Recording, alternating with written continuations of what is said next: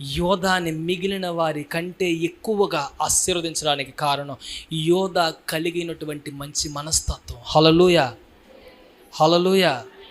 ఈ రోజున మంచి మనసు ఉంటే, మంచి పనులు చేస్తూ ఉంటే అదే అవకాశంగా తీసుకుని చాలామంది చులకనగా చూసుకుని, అవకాశంగా తీసుకుని ఇంకా ఆడిస్తూ ఉన్న వాళ్ళు చాలామంది ఉన్నారు. మన మంచితనాన్ని బట్టి, మనకున్న మనస్తత్వాన్ని బట్టి. కానీ దేవుడు అంటున్నాడు, ఎంతకాలం ఆడిస్తారో ఆడిస్తేనే, ఎంతకాలం చేస్తారో చేయని, ఎంతకాలం ఉంటారో ఉండని, వీటన్నిటికంటే దారుణమైనది ఒకటి. కాబట్టి యోధా మిగిలిన వారిలాగా స్పందించకుండా ఉండిపోలేదు. నాకు ఎందుకులే అని ఆగిపోలేదు. అందరిలాగా యోధా కూడా ఉండిపోవచ్చు.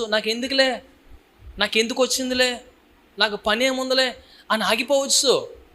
కానీ యోధా అలా చేయలేదు. అంటున్నాడు, వాడికి బదులు తీసుకెళ్ళి నన్ను పెట్టండి, నా తమ్ముడికి బదులు నన్ను ఇబ్బందులు పెట్టండి, పర్లేదు అని అడుగుతున్నాడండి యోధా. దేవుడు ఆ యోధా కొన్న మనస్తత్వాన్ని చూశాడు. అందుకని అంటాడు, మనుషులు పైరూపాన్ని చూస్తే దేవుడు హృదయాన్ని లక్ష్యపెట్టే దేవుడు. హల్లెలూయా.